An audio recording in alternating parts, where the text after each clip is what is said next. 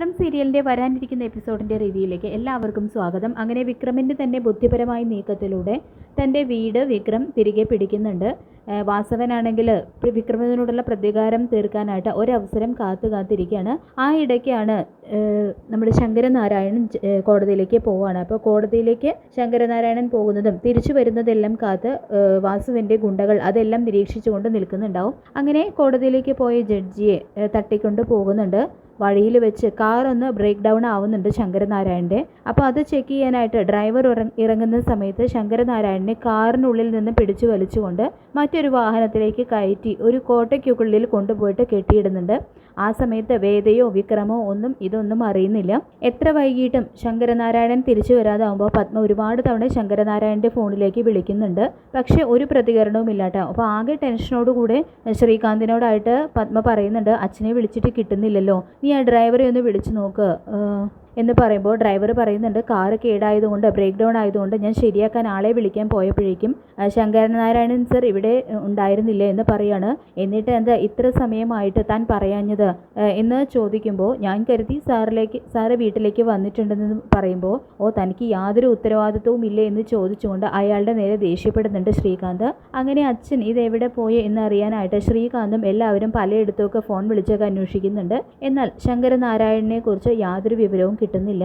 ഒടുവിൽ മുത്തശ്ശി കരച്ചിലൂടെ വേദയെ വിളിക്കുന്നുണ്ട്. മോളെ വേദ, നിന്റെ അച്ഛൻ ഇതുവരെ കോടതിയിൽ നിന്നും തിരിച്ചു വന്നിട്ടില്ല എന്ന് പറയുമ്പോൾ അയ്യോ അച്ഛൻ വരേണ്ട സമയം കഴിഞ്ഞല്ലോ, ഇതിപ്പോൾ സന്ധ്യയാകാൻ പോകുന്നല്ലോ മുത്തശ്ശി എന്ന് പറയുമ്പോൾ അതാ ഞാൻ പറയുന്നത്, എനിക്ക് എന്തോ പേടിയാവുന്നു എന്ന് പറയുന്നുണ്ട് മുത്തശ്ശി.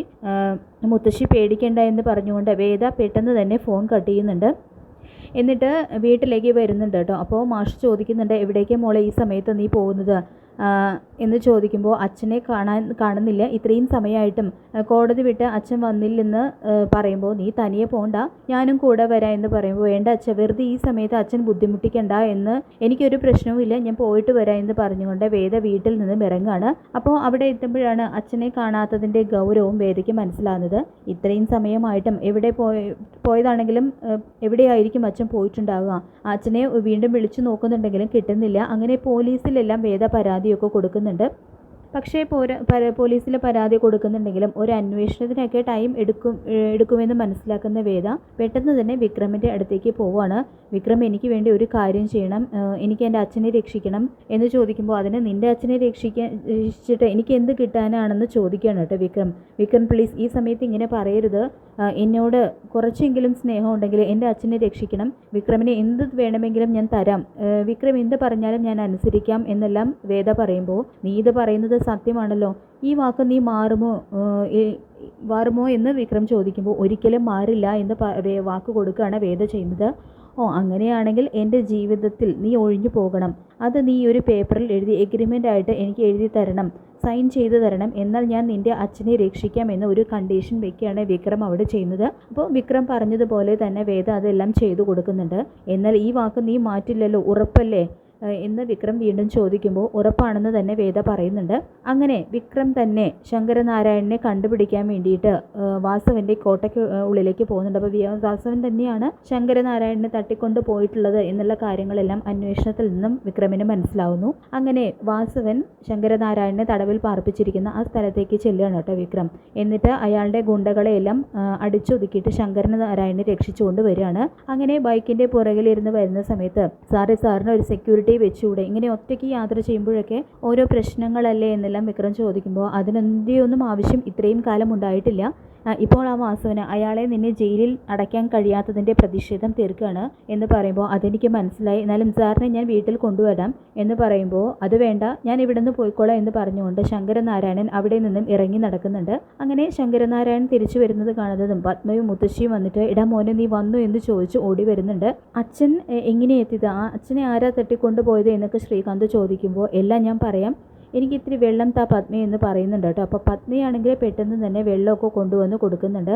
അതിനുശേഷം ശങ്കരനാരായണൻ ഒരു നെടുവീർപ്പോടെ പറയുന്നുണ്ട്, എന്നെ തട്ടിക്കൊണ്ടു പോയതായിരുന്നു, എന്നെ രക്ഷിച്ചത് എൻ്റെ മരുമകൻ തന്നെയാണ് എന്നെ രക്ഷിക്കാൻ ഉണ്ടായത് എന്നുള്ള കാര്യങ്ങളെല്ലാം ശങ്കരനാരായണൻ അവിടെ പറയുന്നുണ്ട്. അവനെ പോലെ നല്ല മനസ്സുള്ള ഒരാളെ ഞാൻ കണ്ടിട്ടില്ല, അവനെ ഒരു ഗുണ്ടയാണെന്ന് ചിത്രീകരിച്ച് ചിത്രീകരിക്കാൻ ഏറ്റവും മിടുക്ക് നിനക്കായിരുന്നല്ലോ ശ്രീകാന്തേ. നല്ലവർക്ക് വേണ്ടിയിട്ടേ അവനെ രക്ഷിക്കാനും ഗുണ്ടാപ്പണിയും അവൻ ചെയ്തിട്ടുള്ളൂ. എന്നിട്ടും ഈ ലോകം ഒരു ഗുണ്ടയായിട്ട് അവനെ ചിത്രീകരിച്ചു.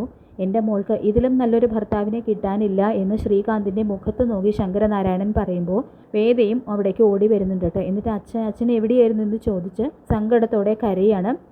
അപ്പോൾ വിക്രമിന് വേണ്ടിയിട്ടുള്ള പ്രശ്നങ്ങൾ ഇപ്പോൾ അച്ഛനെയും ബാധിക്കാൻ തുടങ്ങിയല്ലേ എന്ന് വേദ ചോദിക്കുമ്പോൾ അതൊന്നുമില്ല മോളെ, ക്രിമിനലുകാർ എപ്പോഴും ഇങ്ങനെ തന്നെയാണ്. ആ വാസവന് ഞാനല്ലെങ്കിൽ മറ്റൊരാളെ അയാളിങ്ങനെ അയാളുടെ കൂട്ടുകാരും കൂടി വിക്രമിന് അടുപ്പമുള്ളവരെയൊക്കെ ഉപദ്രവിച്ചുകൊണ്ടിരിക്കും. അതൊന്നും കുഴപ്പമില്ല. എന്നാലും വിക്രമിൻ്റെ മനസ്സ് എന്താണെന്ന് ഞാൻ ഇതോടുകൂടി മനസ്സിലായി. അവൻ വന്നിട്ടാണ് എന്നെ രക്ഷിച്ചത് എന്നുള്ള കാര്യങ്ങളെല്ലാം ശങ്കരനാരായണൻ അവിടെ പറയുന്നുണ്ട്. അല്ലെങ്കിൽ അവരെല്ലാവരും കൂടി എപ്പോൾ എന്നെ പുറത്തു വിടുമെന്ന് എനിക്ക് പോലും അറിയില്ലായിരുന്നു. എൻ്റെ കൈകാലുകൾ എല്ലാം ബന്ധിച്ച നിലയിലായിരുന്നു. വിക്രം വന്നില്ലായിരുന്നെങ്കിൽ ഒരിക്കലും എന്നെ രക്ഷപ്പെടാൻ പോകുന്നില്ലായിരുന്നു മോളെ എന്ന് പറഞ്ഞുകൊണ്ട് വേദയെ ചേർത്ത് പിടിക്കുന്നുണ്ട് കേട്ടോ ശങ്കരനാരായണൻ. അച്ഛാ, പിന്നെ ഒരു കാര്യം, വിക്രമുമായിട്ടുള്ള എല്ലാ ബന്ധവും ഉപേക്ഷിച്ചാണ് ഞാൻ വന്നത് എന്ന് വേദ ഇതേ സമയം പറയുന്നുണ്ട്. അപ്പോൾ ഇത് കേൾക്കുന്ന ശങ്കരനാരായണനാണെങ്കിൽ ശരിക്കും ഞെട്ടിത്തരിക്കുന്നുണ്ട് കേട്ടോ. തുടർന്ന് മോളെ, നിനക്ക് ഇതിലും നല്ലൊരു ഭർത്താവിനെ എനിക്ക് കിട്ടാനില്ല. ദർശന് പോലും അവൻ്റെ അത്രയും ഹൃദയവിശാലത ഉണ്ടെന്ന് എനിക്ക് തോന്നുന്നില്ല. നീ അവനെ ഒരിക്കലും ഉപേക്ഷിക്കാൻ പാടില്ലായിരുന്നു എന്ന് അച്ഛൻ പറയുമ്പോൾ പൊട്ടിക്കരഞ്ഞുകൊണ്ട് ശങ്കരനാരായണൻ്റെ നെഞ്ചിലേക്ക് വീഴാണ് വേദ.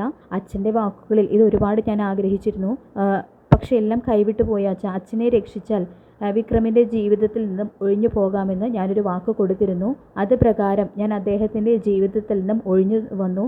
എനിക്ക് എല്ലാത്തിലും വലുത് എൻ്റെ അച്ഛൻ തന്നെയാണ് എന്നൊക്കെ വേദ പറയുന്നത് കേൾക്കുന്നത് മുത്തശ്ശിയും പത്മവും ശങ്കരനാരായണനും ഒക്കെ വിഷമത്തോടു കൂടി വേദയെ നോക്കുന്നുണ്ട്.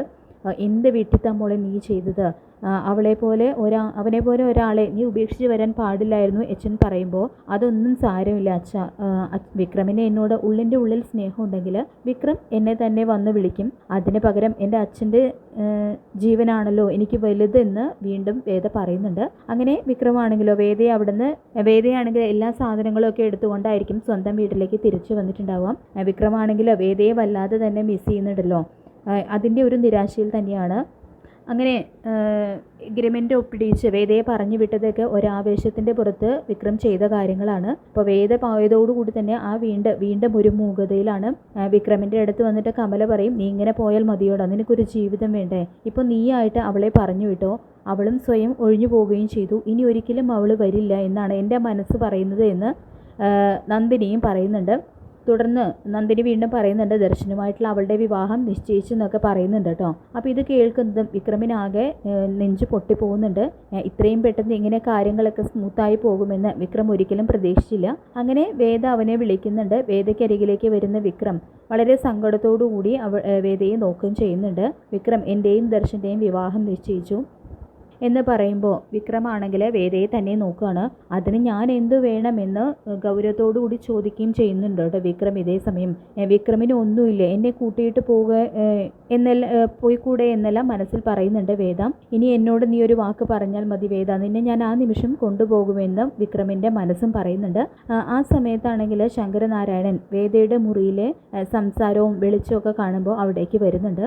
വിക്രമും വേദയുമാണ് അതെന്ന് മനസ്സിലാക്കിയ അദ്ദേഹം എങ്ങനെ ഇപ്പോൾ അവൻ അകത്ത് കയറി എന്നെല്ലാം ചിന്തിക്കുന്നുണ്ട്. തുടർന്ന് വേദമോളെ കതക് തുറക്ക് എന്ന് പറയുമ്പോൾ വേദയാണെങ്കിൽ ആകെ ഭയത്തോടെ നിൽക്കുകയാണ് കേട്ടോ. അങ്ങനെ ഒടുവിൽ വേദ ചെന്ന് കതക് തുറക്കുന്നുണ്ട്. നിന്റെ സംസാരം കേട്ടു, ഇവിടെ ആരുണ്ടെന്ന് എനിക്ക് തോന്നി.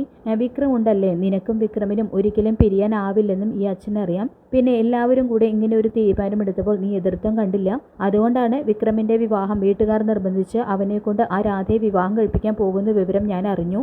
വേദ, നിനക്ക് ഇതിന് പകരം ഒരു ഭർത്താവിനെ ഇനി കിട്ടാനില്ല. നിങ്ങൾ രണ്ടുപേരും ഉള്ളിൻ്റെ ഉള്ളിൽ പരസ്പരം സ്നേഹിക്കുന്നുണ്ട്. പിന്നെ എന്തിനാണ് നിങ്ങൾ രണ്ടുപേരും ഇങ്ങനെ വാശി കാണിക്കുന്നത്? പരസ്പരം ആ സ്നേഹം അങ്ങ് തുറന്നു പറഞ്ഞൂടെ? ഇവൻ എന്നെ രക്ഷിച്ചത് നിന്നോടുള്ള കരാറ് പ്രകാരമൊന്നുമല്ല. ഇവനല്ലെങ്കിലും എന്നെ രക്ഷിക്കുമായിരുന്നു. അതെപ്പോഴും എനിക്ക് മനസ്സിലായ കാര്യമാണ്. നിന്റെ അച്ഛനും അവൻ ഒരുപാട് സ്നേഹിക്കുന്നുണ്ട്. വേദമോളെ, നീ ഇവനെ മനസ്സിലാക്കാൻ പോകുന്നതേ ഉള്ളൂ എന്നെല്ലാം ശങ്കരനാരായണൻ പറയുമ്പോൾ അച്ഛൻ എന്തായി പറയുന്നത്? ഞാൻ വിക്രമിനെ മനസ്സിലാക്കിയില്ലെന്നോ? വിക്രം അത് എന്നെ ഇഷ്ടമാണെന്ന് ഇതുവരെ തുറന്നു പറഞ്ഞിട്ടില്ല. ഉള്ളിൻ്റെ ഉള്ളിൽ ഇഷ്ടമുണ്ടെങ്കിൽ അത് തുറയെന്ന് പറയല്ലേ വേണ്ടത്. എന്നാൽ ഈ വിക്രം ഉണ്ടല്ലോ എന്നോട് ഇതുവരെ അത് പറഞ്ഞിട്ടില്ല എന്നെല്ലാം വേദയും ഇതേ സമയം പറയുന്നുണ്ട്. വിക്രം, നിങ്ങൾക്കിനി ഇങ്ങനെ ഒരിക്കലും ഇവൻ ദർശന വിവാഹം കഴിച്ചു കഴിഞ്ഞാൽ നിങ്ങൾക്ക് ഒരിക്കലും എന്നെ കാണാൻ പറ്റില്ല. പക്ഷേ ഇപ്പോൾ നീ വെറുതെ ഇവനെ നിരാശപ്പെടുത്തരുത്. നിങ്ങൾക്ക് രണ്ടുപേർക്കും പരസ്പരം എന്തെങ്കിലും പറയാനുണ്ടെങ്കിൽ പരസ്പരം പറയണം. പിന്നെ ഈ രാത്രി നേരം വെളുക്കുമ്പോഴത്തേക്കും വേദയും വിക്രമും ഒന്നിച്ചു എന്ന വാർത്തയാണ് എല്ലാവരും കേൾക്കേണ്ടത്. അല്ലാതെ രണ്ടുപേരും വേർപിരിഞ്ഞു മറ്റൊരു വിവാഹം കഴിക്കാൻ പോകുന്നു എന്ന വാർത്തയല്ല. അങ്ങനെ ശങ്കരനാരായണൻ വളരെ സ്നേഹത്തോടുകൂടി വേദയോട് പറയുമ്പോൾ വിക്രമും തന്നെ ഇഷ്ടപ്പെട്ടു പോവാണ് കേട്ടോ. അങ്ങനെ വിക്രമും വേദയും കൂടി വീണ്ടും ഒരുമിക്കുന്നുണ്ട്. ശത്രുക്കൾ എന്തായാലും വെറുതെ വിടാൻ ഉദ്ദേശമില്ലെങ്കിലും ശങ്കരനാരായണൻ രണ്ടുപേരെയും ചേർത്ത് വയ്ക്കുന്നുണ്ട്. അങ്ങനെ പവിത്രം സീരിയലിൻ്റെ വളരെ നല്ലൊരു അടിപൊളിയായിട്ടുള്ള ഒരു എപ്പിസോഡാണ് ഇനി വരാനായിട്ട് പോകുന്നത്. അപ്പോൾ ഈ ഒരു വീഡിയോ ഇഷ്ടമാവുകയാണെങ്കിൽ ലൈക്ക് ചെയ്യാനും ചാനലൊന്ന് സബ്സ്ക്രൈബ് ചെയ്ത് സപ്പോർട്ട് ചെയ്യാനും മറക്കല്ലേ. താങ്ക്